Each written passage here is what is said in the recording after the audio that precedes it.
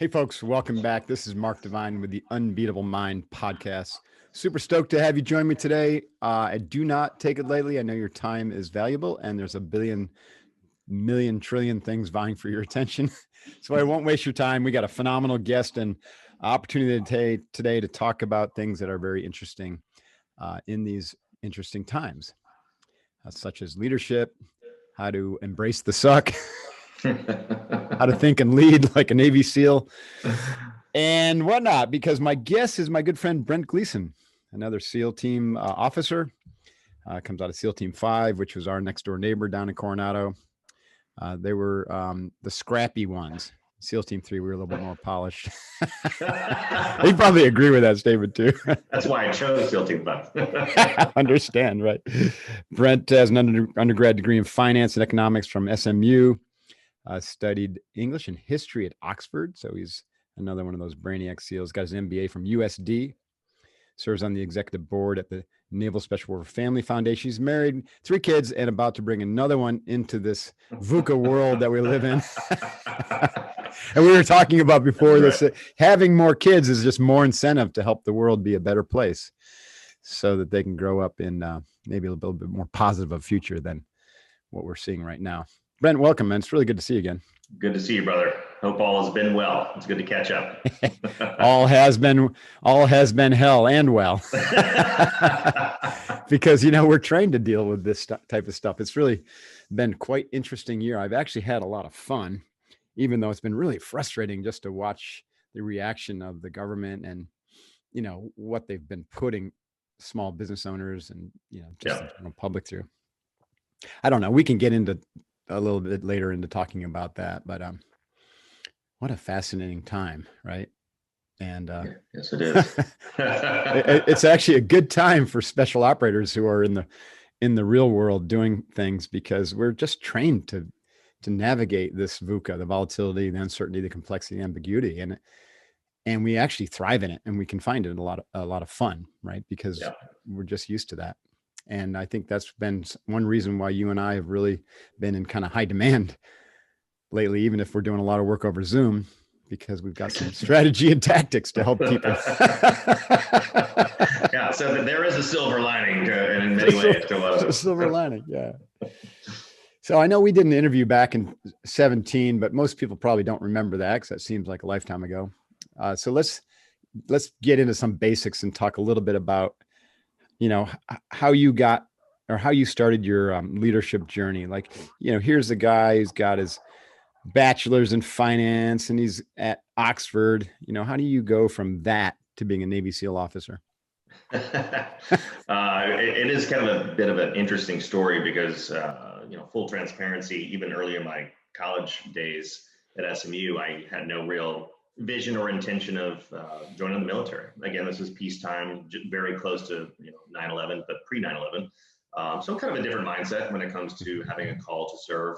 My dad served in the Marine Corps during Vietnam, but I had a path towards business, and so when I graduated, I was working in finance as an analyst there in downtown Dallas. And interestingly, I had a close college friend of mine who was a year behind me. So he was now a senior at SMU. He was one of these young men who did have a more or less childhood vision and dream to serve as a naval special warfare operator. And so his plan was to graduate, go to OCS and, become a SEAL, or at least be accepted into the pipeline, right, and hopefully succeed at that journey. And so while I was out in the finance world and he was a senior, we started training together. Did you know much about the SEALs at the time, or? Not much. I held SEALs on the highest of pedestals, fire-breathing, glass-eating demigods who bench press 500 pounds. Well, we are. I mean, come on. I found out later that's all true, which was glorious. But I had read, a couple books in college about SEALs in Vietnam and some of the history of the Naval Special Warfare community, but that was about it. But when we started training together, for me, it was just a way to stay fit and kind of help a friend prepare for his journey. And I started reading more about the history and becoming fascinated with the mindset, the grit, the resilience, the mental fortitude, the discipline of what it takes to be, a leader in that type of high-performing organization. And that growing fascination, coupled with the somewhat boring nature of my entry-level financial analyst position. I know something about that too, by the way. I was a CPA before I joined the SEALs. Yeah, exactly. It was a blast. We finance guys make the best pipe hitters, right? Right.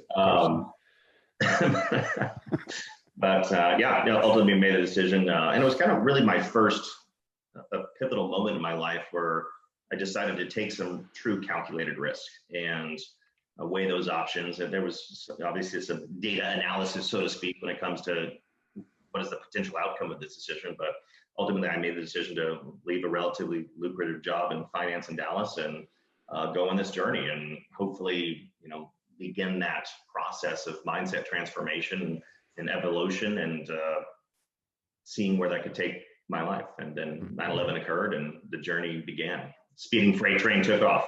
Right. Now, I said in the intro that you were an officer. Is that true? I'm not 100% sure. I was about to correct you on that. I actually enlisted. You enlisted? As I think it's about 2/3 of our enlisted SEALs have undergraduate degrees. 65% of enlisted SEALs, going through BUDS, have either just a bachelor's or even higher, which is pretty extraordinary. For a lot, it's a strategic decision based on the competitiveness of the officer pool and or just a choice. I just brought on a new mentee of mine yesterday. He's about to graduate from a college in Stephenville, Texas, and he's going to enlist as well because he wants to do a career and he wants to become an officer later. So. Yeah, I recommend that for a lot of folks too. You get to be an operator and learn, the nitty gritty tactical skills that kind of can get glossed over as an officer. Right. And then, as a Mustang where you convert to an officer later on, you have a little bit more strategic and tactical depth as well as maybe trust amongst the enlisted guys. Yeah, you get a good sense of some of the less sexy side of the job, but also you can also extend your experience when it comes to doing platoons and platoon cycles and operating, because then you go to OCS and you start over again as an ensign. Right. It's true that. So in theory, you have the opportunity to operate even more. Right. No doubt.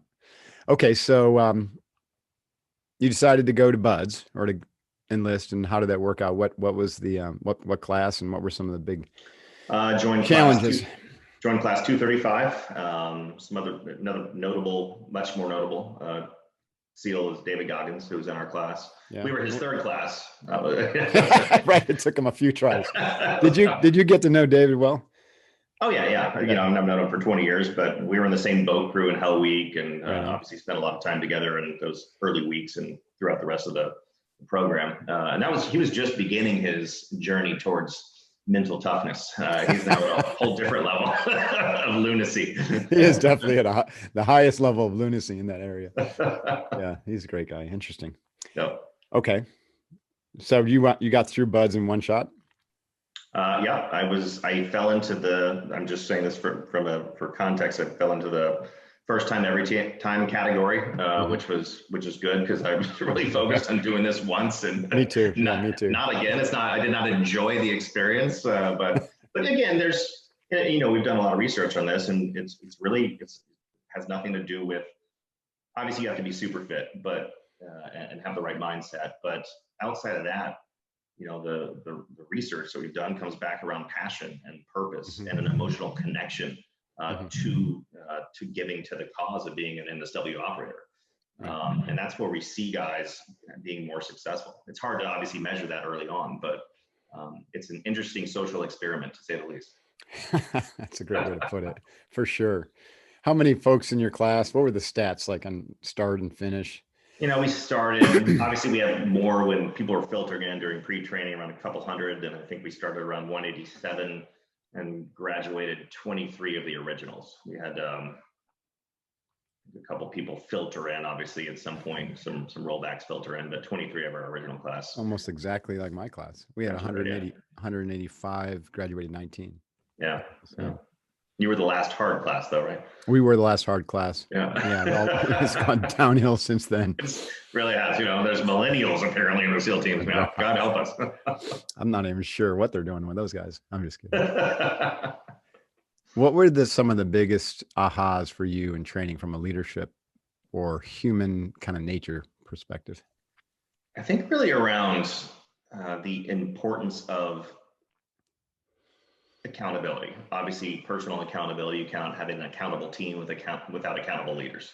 And leaders who are really, really good at clearly defining the mission and the why behind what we're doing, even if it's the most mundane thing of running down the beach with a boat on your head, clearly defining the objective in a concise, time-bound, measurable way. Here's what we're trying to do. Here's the vision of what's going to happen. And understanding, seeing their passion, and also seeing them stay calm under pressure. I know a lot of these things seem cliche, but I've also seen these come full circle, obviously, this year in 2020 in a business setting, where a lot of organizations that will fail and will not come out of this either healthy or just won't come out at all. And then there's a big divide between that and the organizations that have taken stock of the current situation. They spent a very short amount of time in analysis paralysis and causal thinking and moved immediately into action-oriented execution. And you saw that too, if you recall back, when you see the boat crews that thrive versus the boat crews that are just do not do well, there's a vast difference in leadership and culture, even in a 7-person team. Right. It's really fascinating to watch. And I've seen, I don't know if you recall this, but sometimes the instructors would swap the boat crew leader from the crew that's really crushing it out with the boat crew that's really just not doing well at all and see what happens. And interestingly, and this has been consistent, you see the boat crew that was not doing well under new inspirational leadership, a leader who knows how to bring the team together, like quickly change the culture and the mindset, explain the vision, stop the infighting and the blame, and get them moving. Almost immediately, that crew goes to the middle or towards the head of the pack in these races and competitions. And interestingly, the crew that was winning all the races under new seemingly lesser than great leadership continues to thrive because they had already built such a strong winning culture and mindset that not one person could dismantle what they'd created. Yeah, and a lot of times they carry the officer or elevate the officer. No, that's always. Yeah, exactly. Exactly, always. Sir. It's almost like a failed experience because those officers probably should have been washed out. That's hilarious. That's fascinating. I agree with that. So getting right to execution, not getting stuck in analysis paralysis. I mean, you can learn that, running a boat down the beach, or you can learn it the hard way in business by failing. Yeah. Right. I wonder if there's any training that that leaders can implement to get to action and execution quicker, activate the OODA loop quicker than normal, because that's certainly necessary in today's world. I'm sure there is, beyond just talk. We'll have to come back to that topic a little bit later. Well, I think it's learning to develop resilience in yourself and others, obviously as a leader. And yeah, we can definitely dive into that. But one of the things we coach and train executives on in our programs, or we just did one this morning, is on resilience and really understanding what it is, what are the core components, what does that mean for me in my organizational setting as a leader, and how can I develop that in myself, and more importantly, how can I develop it in the team? I mean, 2020 is a perfect battlefield to study and talk about where resilience plays a role in an organization and in the leaders and managers within that organization. Right. So you finished BUD/S, you went to SEAL Team 5, and then what happened? What was that like? Well, obviously 9/11 had kicked off. So we had, guys downrange in Afghanistan, and then very quickly during our workup, obviously Iraq became imminent.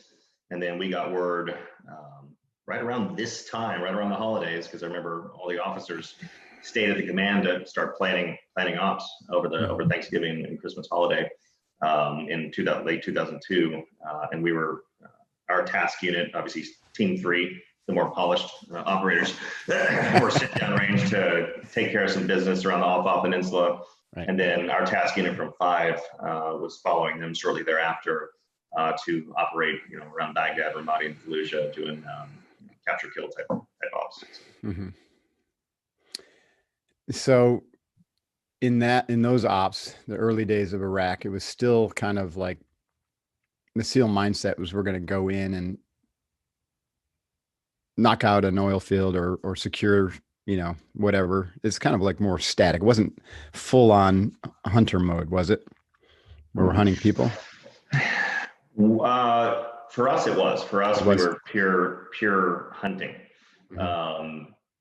some deck of cards. There was a blacklist. So basically, we were working back then, outsourcing our ground intelligence to OGA, and we would work in conjunction with them on a daily, weekly basis on, gathering intel, developing target packages, and sometimes that target might be 5 minutes from the camp we were at, and sometimes it'd be a 3-hour helo ride. And interesting, our first op was actually a pretty complex, very matrix operation. We were still in Ali Salim Air Base in Kuwait. So before we were even in Iraq, we were tasked with our first op, which was taking down a huge dam and hydroelectric power plant up in like central Iraq. So we deployed from Ali Salim. It was that because they feared sabotage of that asset? Yeah, intel came down. They feared sabotage of that asset, and so we were there to secure it. And so us combined with a troop of Polish Grom flew all the way up there. 3.5-hour insert. Like right. By the time you get there, your body's so stiff. You're like, I'm not going to be able to fast travel out of this. Right. Did you meet any resistance on that up? And haven't you? A little, but very light compared to some. So it was, the intel was pretty spotty. So we didn't know if we'd be coming in contact with a lot of enemy, but it was nice. It was a little bit of resistance, but it was quickly thwarted, and we held the target for 3 days, which was the plan until conventional forces made their way over there. So, and then after we secured this massive plant, for the next 2 days, we searched miles of tunnels underneath that snaked. Oh, how cool! Underneath this plant, guess what we were looking for? Bad guys. WMD, baby. Oh, was it WMD? Yeah. Oh, yeah. And you found a lot of them, right? And you just kind of like buried it there and hit them. Yeah, we did. We just, we're like, just leave it. They never did find any WMD in Iraq. On that same deployment, they had SDV out there, literally diving lakes. No kidding. Really? I am not kidding. I remember we'd drive and escort them back. They think that they were just going to dump like a chemical weapon in the lake, Fascinating. I don't know if I'd use the word fascinating for that thought process. So. Yeah, no. Well, it's fascinating how stupid it is. Fascinating in some ways. That is amazing. So it's pretty cool. So you went really quickly early in your career right into combat. What did you learn that was like an eye-opener for you that was different than your early leadership lessons with a 7-person boat crew and buds? Yeah, I think it comes back down to, not to sound cliche, but it comes back down to the critical elements of adaptability. Obviously, proper planning is good. Preparation is far better than planning, because, as we all know, one of the best quotes is, "No plan survives first contact with the enemy." That applies equally in business or in your personal life. And having good plans, well thought out contingencies, and not just a plan for adaptation, but the mindset to have agility built into the culture of a team. Talking about it, practicing it, rehearsing it, dirt diving it. That was one thing that was interesting. Another thing was that just seeing, one thing that really resonates with me was seeing how well-trained operators who had never been to combat before. We had more or less veteran guys who during peacetime had never, obviously none of us had ever been to war before, but seeing how beneficial the extremities of our training are and was fascinating to see what happens when you put people in adverse situations that they've never been in before. But when that training kicks in, and the communication, the adaptability, the collaboration that in micro ways you have to have just to make it through buds and SQT and all that stuff. And seeing it on the literal battlefield was fascinating. And the other thing is just seeing sort of that philosophy of ownership and true accountability. One of the things that makes our culture great is how we debrief, how we perform after action reviews, and the level of transparency and the openness to lead up, manage up. When the newest guy in the room can raise his hand and either ask a question or make a comment about something he possibly disagreed with. Right. Might always not be right, but it's something that a lot of organizations in the business world don't do well, because there's a fear of failure, there's a fear of retribution, There's always the loudest voice in the room. But when you have a culture in an organization where it's not just encouraged, but expected for everybody to have a voice, that's one of the core tenets of high performance. And that's something that was really, really interesting to see in a live setting, not just a training or classroom theory, but how it actually works in a very, talk about VUCA environments. We can apply that to business all day long, which of course we can, but those are a few things that I really took with me and have applied in my life. It's interesting. So I, a little bit about my career. I was in before you, and it was all peacetime, and we did ops and stuff, a lot of intel shit, the FID ops, some sneaky peeky stuff, but nothing like combat. And then you had this experience of going from that environment, which, you were on the tail end of the peacetime and into wartime. But then, we've been at persistent war, and then we're just kind of coming out of that phase now, and guys are starting to come back to where, they're not having just routine deployments to Iraq and Afghanistan and Yemen and Djibouti and, getting ops all the time. And they're starting to grumble a little bit and, getting bored, like you could be bored. Now we laugh at it. Like you can actually be bored as a Navy SEAL when you get to run, gun, jump and dive and, have the best job on the planet. And guys are like, I'm bored. At any rate, the culture of the SEALs have changed a lot from 20 years or 18 years of combat. What are some of I'd love to talk about that for a moment. What are some of your biggest observations on how the culture has changed from literally an entire generation who knew nothing but combat?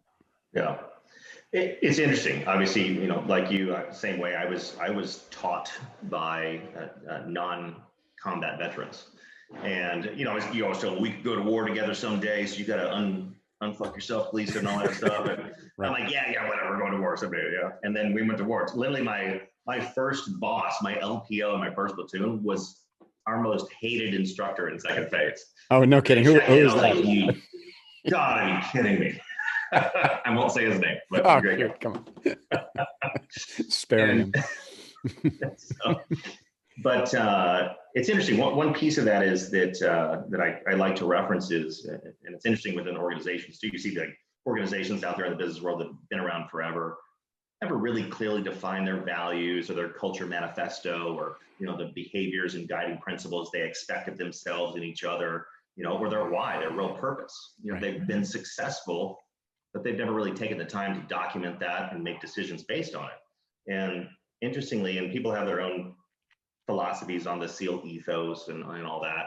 But, as that wasn't created till 2005. Yeah. We've been running and gunning for 4 years plus. And I remember Duncan Smith actually kind of gave me some insight into how all this came about. And if I'm correct, you may know more than I do, but it was the evolution of it was started at a very corporate, offsite leadership event. That's right. Yeah.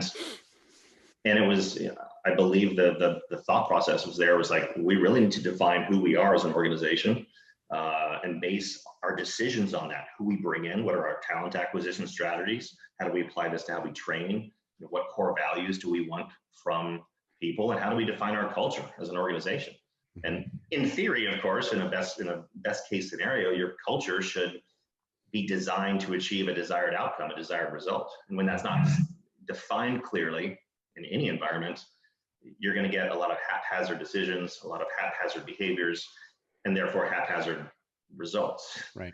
But as you said, it's also evolved over time. I mean, we've got the definition of a multi-generational workforce in naval special warfare. Right. And so we've got super young people, we've got super old people like us who are still in, and they can't get rid of them, even though they've tried. And interestingly, I've heard, to that point about our culture, I've heard that some of the younger guys don't connect with the SEAL ethos. It's too long, it's too much, it's too wordy. It should be something like short, they like want some TikTok video. They want a 30-second, exactly. Short consumption. I don't have time to read this whole thing. I've got stuff to do. You make a good point though. Like, I literally think it comes from, the absorption of technology and the constant distractions where to think of something, I like reading it. I like thinking about it. I do too. Yeah, it's different. I read it and said it out loud probably hundreds and hundreds of times, and it still gives me I still connect with it. Me too. Yeah, these younger generations, some of them, we've done some surveys and stuff, not we, but NSW, and some of them don't. It's too much. But just like a business organization or civilian organization, when you have multi-generations in there, it is gonna affect the culture. And one last thing, you probably know this, but one last thing about the ethos is the powers that be decided to rewrite it. Just small snippets, but rewrite it and to take out the gender references towards be more inclusive, and that kind of thing, because of the strategy and goal of opening up special operations to female candidates. And everybody's got their different philosophy on that, but the feedback that I got was that from active duty operators is that it crushed morale and guys don't know why this happened. And I think one of the things that's frustrating when stuff like that happens in a business organization or in the military is when a few people come together and make a decision without the input of others. Not that you're going to go do an employee engagement survey in NSW. What do you guys think about this? Then you're just going to create an uprising. Right. When a few people come together behind closed doors and decide certain things and then just roll it out, obviously sometimes you're going to get some dissension. Yeah, absolutely. I agree with that. And so obviously in response to what's happening in the broader culture, it looks like a fear-based, reactionary thing, all the people who, the cancel culture. I had a friend that told me yesterday that his wife was fired after 34 years at JP Morgan. She ran global commodity. She did a phenomenal job. They're having a banner year. She got a call from from her boss, said, okay, it's time to make a change. Yeah. And, they blamed it on some technical thing that she might've done wrong, and it was, I believe, and I was talking to her husband about this, my buddy, that her political views and her, attitudes were suddenly a little bit kind of too far to the right, let's just say. Interesting. And so some people complain, some of the younger generation and, the cancel culture within the organization got her. Isn't that interesting? So you see a little of that going on, and that's kind of a cancer, by the way, for broader culture that can affect organizations. So, I'm sure you agree with that. I've been down at Bud's recently, talking to one of my friends who's Master Chief Magarachi. I don't know if you remember him. He's now a civilian as the mental toughness mentor. Oh. And they're starting to use a lot of. I didn't know they had that. Yeah, they are, and he's brought in a lot of Unbeatable mind training to Nice. Buds, and they're now practicing it. And he does, this big great. session. He showed me a video of this big session where they're teaching the big 4 skills, and they do a teach back. And the quality of the training is gone through the roof. Like they just literally had a Hell Week where 65 people graduated. No, 65 people either graduated the class or the Hell Week. He said they can't break them anymore. And it's because they're starting to do breath control and visualization. They're not just, remember, I don't know if you had it, but we had one PowerPoint, and then the last time we ever talked about anything. Yeah. It was very simple back then. It was very simple, but now here's your pain. No, right. Here's your pain. Now, before every evolution, they're practicing breath control and they're visualizing it, and they're talking about strategies for failure, and the training has just gone through the roof. And so we've had this conversation about character and the ethos, and he said they're starting to see some improvement. There's still a lot of confusion about how to train characters. Now they figured out how to train mental toughness, and they're getting some real quality through. And so that's now the next holy grails. How do you train character to literally uphold an ethos and the value system? So you don't get things like Eddie Gallagher, downrange playing whack-a-mole, and right. which could be a real another corrosion to the organization. So how do you train character? With your work and your new book, that seems to be kind of where you're heading, and it's a big part of my work as well, right? Yeah. Character development, evolution of sense of self to be more authentic, more caring, and also more aligned, culturally aligned to get the mission done. So we would call that in the teams to be a good teammate, which is not It's not normal, and it's not taught in the business or the civilian world. Right. So tell me why you titled your book. I mean, this is a term that I'm well familiar with, but why did you title your book "Embrace the Suck"? And just give us kind of the big picture first. Yeah, throughout my journey as a business leader, and then obviously running an organization that does a lot of leadership development, organizational development. Obviously, as you know, you cannot transform a team unless you transform the mindset, the behaviors, and the rituals of the individuals in the team to become responsible, empathetic, communicative, collaborative, open-minded, open to feedback, if not craving transparent feedback, and being willing to change, being willing to transform, and really that starts with us, within. But and a lot of your work has really inspired my thought process behind the research that I did for the book. And yeah, it's titled "Embrace the Suck," kind of an edgy title. It's obviously born, I believe, in the Marine Corps, and then we've adopted it across the military in general.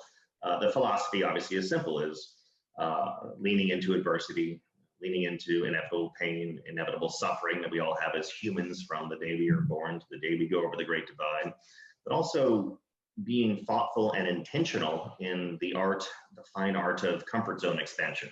Right. This is where a lot of your research and your study and your practice goes into when it comes to mental wellness and physical wellness and the intimate connections between those, and then how we can use that to really align our values with what we want out of life, assuming, like I talked about, assuming your values don't suck, making sure that you have a good set of a good moral compass, because a lot of people out there have a lot of convictions, but their convictions are evil. So that's what I'm talking about, good values. Or they change day to day, depending on what's popular. Right. But also being more thoughtful in how we practice expanding the comfort zone, but also being more disciplined, being more personally accountable, having better relationships, being a better steward of your responsibilities, both at home and at work, giving more of yourself to causes greater than yourself, giving back to more things. So all this coming together to also engage in purposeful suffering, understanding that we are inevitably suffering humans that will have obstacles, pain, and adversity in various stages throughout our life, mixed obviously with joy and other types of things. But if you look at culturally, in the East, Eastern cultures, they tend to embrace suffering as a path, on the meandering path towards enlightenment. Whereas that was the Buddhist prima facie principle was life is suffering. We have a tendency to run the other direction from pain and suffering. We don't talk about it. We medicate it. We do anything to avoid it. Engage in any type of suffering when at all possible. Exactly. But as you know, when you can really embrace it and lean into it, and be strategic and tactical in how you intentionally expand your comfort zone, it's more fulfilling. It's that sort of Jocko's discipline equals freedom type of philosophy. Disciplined people who are more accountable, and this goes in a team setting too, achieve more of the goals they set, and therefore are more fulfilled, are happier, and have greater emotional connection to their purpose because they've defined it. A lot of us just kind of meander our way through life like a jellyfish floating at the whim of the tides, realizing, oh shit, 5 years went by and I haven't accomplished any of the goals I sort of said I would. And we procrastinate a lot, and we don't manage the relationships that we have in our life, or we allow negative relationships to impact our lives as well. So it kind of goes through all that journey. There's obviously some SEAL stuff and stories in there, but I started doing some research on the self-help category, which is arguably probably the biggest, if not one of the biggest genres when it comes to content in books. And as you know, I mean, when you look at the stuff out there, there's a lot of fluff, there's a lot of happy talk BS, and none of it's actionable. So, the way people like us think is great, what now? What is the process? What's the plan? How am I going to execute against these principles? And so I try to be diligent in the fact that each chapter has what I call a mental model, which is basically a tool or a framework that a person can use to, okay, we're talking about avoiding temptation. Well, here's a tool to use to limit your choices. Limiting our constraints has a tendency to automatically put temptation to the side, so it's not even an option. and limiting those constraints so they align with our values and they align with our goals, so that we're less deterred and distracted by the shiny objects or the things that will distract us from doing the things that are most meaningful to us. Right. So if someone has avoided suffering their entire life and they thought that was a pretty normal thing to do, but they're inspired by your work, like how do you go? Like, you're obviously not going to just sign up for our 50-hour Kokoro camp at SEAL Fit, as your first activity. You could. Well, it's a good question, and it's easy, and you'll understand this for sure. It's easy to equate this to fitness and wellness, right? Because it's an easy thing to wrap your mind around, because building emotional and mental fortitude is like developing a muscle. It takes work. It takes not just practice, but intentional practice with intentional goals and consistency and discipline, and doing it over and over and over and over again. Just like developing yourself as a runner or a fitness guru or becoming a yoga master, or like you, all of the above. And so I make a lot of references to fitness goals as examples, but also it's easy to say, well, I want to become an ultra marathon runner. You don't start by running 100 miles. Only David Unless Goggins. you're David Goggins, right? Yeah, unless you're David Goggins, which nobody else is. You start with small incremental goals, but you have to be consistent with those goals. And that's why, like, we're coming to the end of the year, and I know people out there are going to be making New Year's resolutions, which I just despise, because this is about lifestyle choices and lifestyle changes, not, well, it's the end of the year, I'm going to make some choices and decisions that I won't stick with. Because this year really sucked. I went off the rails, and a lot of people did go off the rails this year. Yeah. It's like, okay, in theory, we're gonna fix it all in January. People out there if they want to call it some New Year's goals and resolutions, fine, whatever. But thinking about it in the context of having a plan, having accountability partners, a mentor, a coach if need be, and executing against that plan. And making it something that's digestible, the whole eat the elephant one bite at a time mentality. But then it goes down to discipline and consistency. But we found that if someone can start with small incremental goals and choices, that will not cause them to just think about dieting. Someone's like, well, I got to lose 20 pounds. I'm just going to stop eating. It's like, no, 2 days from now, you're going to be gorging yourself at In-N-Out, Start small, slow and smooth as fast. You could be like another SEAL, Chris Sajang, I think, or Sajang, do a 30-day water fast. Yeah. There's one for you. Yeah. I dare you to do that. Let me know how it goes. No, I'd be an angry person. Angry person too. 30-day water fast. That's a good one. You say if you ain't failing, you ain't trying. Talk about that a little bit. That really goes into the fact that and we used to say if you ain't cheating, you ain't trying. I like that new. Well, I got it from that. I was just going to say I got it from when the instructors would be like, you ain't cheating, you ain't trying. I mean, you're not. Yes, we have the rules, but you're not being creative. You're not innovative. You're not taking risk. Right. And that goes into any context of any type of high-performing person or high-performing team environment is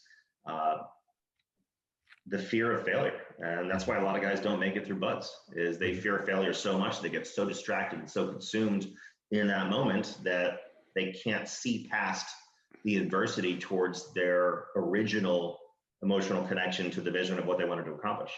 Mm-hmm. And that goes into business, it goes into entrepreneurship. If you're not willing to fail, then you're only going to go so far. Right. And we have a tendency, of course, to, especially in this digital world we live in, to, we follow all these people on Instagram with millions of followers, and we assume this and the greatness of this. And you look at Oprah or Jerry Seinfeld or Walt Disney or, some iconic, successful people, but we rarely think about the arduous journey and the road just pockmarked with micro failures that led them to their ultimate success. Right. Just like anybody in pursuing any lofty goal, there's going to be pain, there's going to be adversity, there's going to be what I call micro failures. An ultimate failure is just giving up.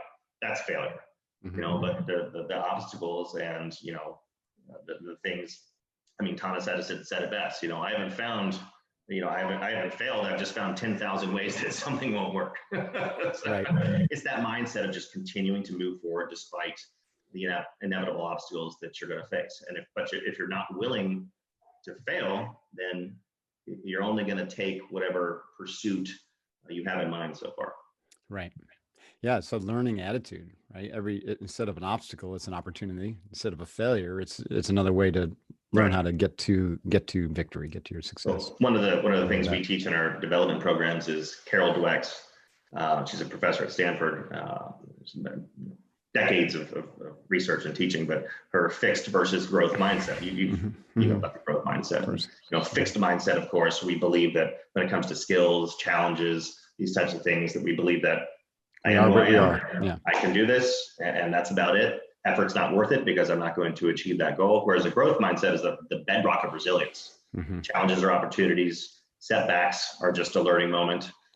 Feedback is imperative for development. Right. Yeah, I love that. One of the things that I've noticed that really holds people back is a victim mentality. Like their suffering is bigger than someone else's suffering, or their outrage is bigger than someone else's outrage, right? Right. And you just say, yeah, get over it. You know, everyone gets dealt a bad hand, so who cares? Yeah. Move on. Yeah, I was inspired, and that's one of the chapters is you got dealt a bad hand, get over it. And I was inspired by my friend and one of our teammates, Jason Redman.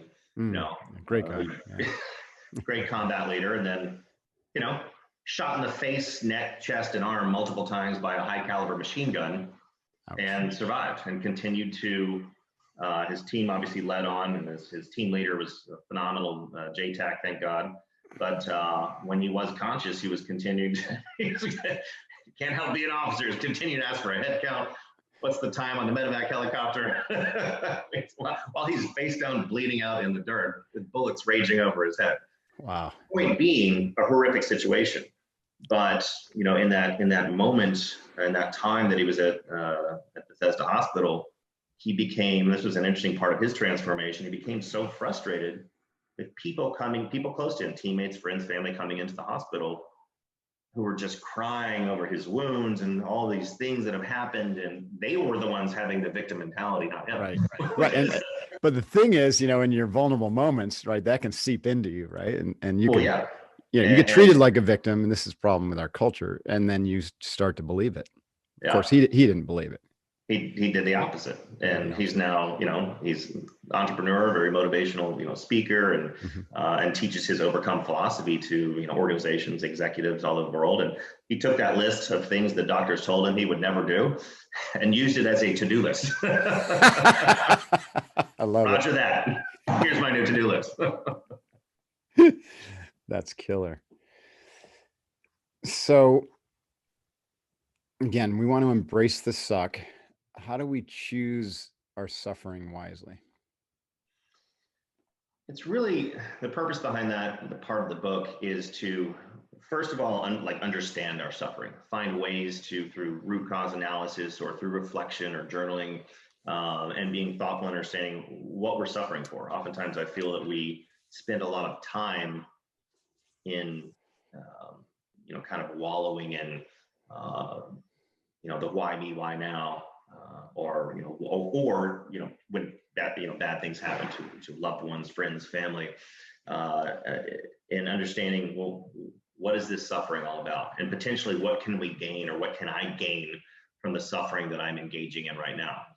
Is there enlightenment to be gained? Are there lessons learned to be applied to my life or to other opportunities, or to find ways to turn this arduous situation into not always something positive. I mean, there's things that will happen to people where, we've lost many teammates, and, people lose spouses and children, and, people get cancer and, or get blown up by terrorists. And you're never going to embrace those things fully.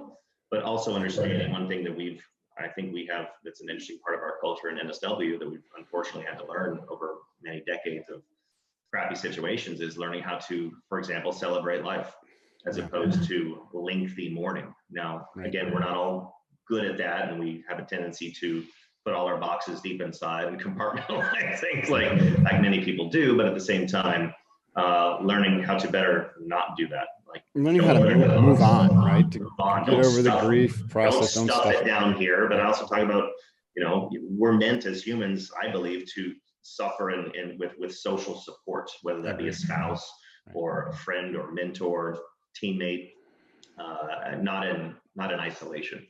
And then of course there's suffering that we don't choose, kind of like what I'm talking about, that there are ways to deal with that. And there's suffering that we do choose, the purposeful suffering that really is sort of the bedrock of embracing the suck and knowing that, and I talk about kind of like David's philosophy of do something that sucks every day. It's a very simple philosophy, but identifying, for example, a goal, understanding the suffering that's going to come with achieving that goal, the obstacles, the things that make you uncomfortable, and having a plan to, as we say, get comfortable being uncomfortable, tackle those challenges head on, practice them with purpose.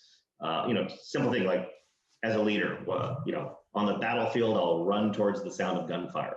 But one of the things that I struggle with, and I've gotten this through 360 feedback and direct feedback sometimes from peers or direct reports, is that I'm more of a conflict avoider. I don't like having stressful conversations with, my business partner or the board or the angry client who wants to cancel their contract.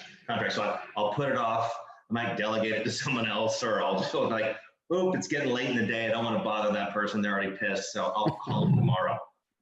Like, no, dude, like I've been intentional trying to practice that because I suck at it. So call them right now, hit it head on.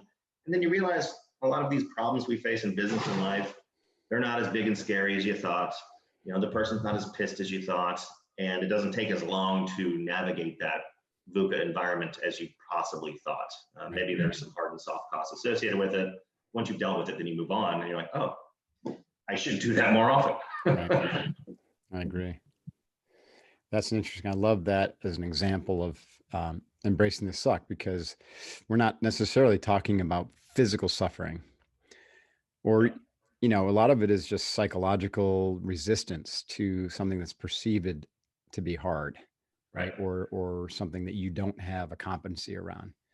And of course, if you don't lean into that, you'll never develop the competency, and you'll never learn, like you just said, that most of what we perceive to be hard really isn't that hard, because you can break it down and, you can practice the skills and, crawl, walk, run. Suddenly you're great at, having those crucial conversations. And it releases so much energy because you're not holding on to it, And then you move the goalpost and you do it again. That's right. And that's within that comfort zone expansion, the things that used to seem insurmountable become normal and become part of your everyday existence. They become easy. And you're like, well, hell, I can move those barriers again and do it all over. Next thing you know, your comfort zone's this big. That's awesome.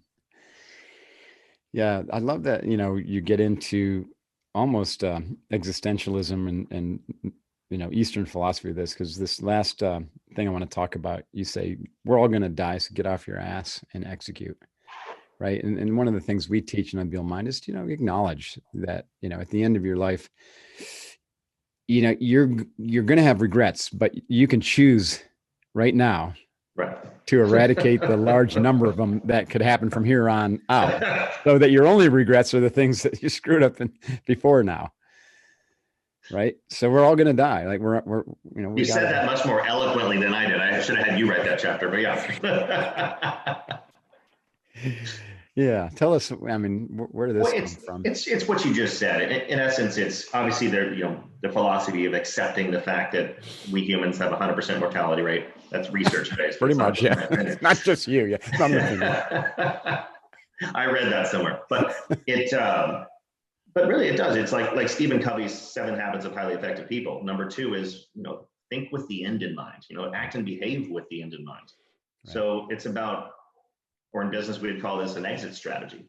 An exit strategy for a business, for example, doesn't mean you're necessarily planning to exit or sell the business or merge with another company. It means, who do we want to be if and when we did want to sell? Like what is that plan, and how do we work backwards towards making the right decisions now? Same thing with an individual, not just thinking from now forward, like what are my goals for my family, for professional life, my personal life, but also, to your point, managing your list of regrets. Why not start now? Think about it. And at the end, I provide basically a little chart. It's just a beginning point, but it says, what do I not want to regret when it comes to family, career, relationships, and faith and love and all these different things, and really reflecting on that, or journaling about it, or hell, putting a mission plan together. I'm thinking about, okay, what do I not want to regret? And basically documenting that and making decisions based on that. Again, we're all going to have regrets, when the end comes. That's inevitable.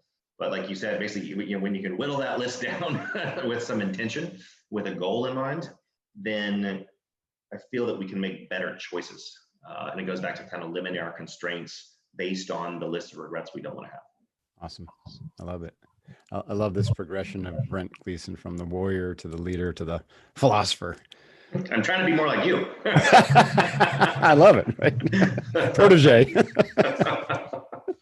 This has been a great discussion, Brent. Thanks so much. When's this book come out, by the way? The book comes out December 22nd. Obviously, it's available for pre-order anytime.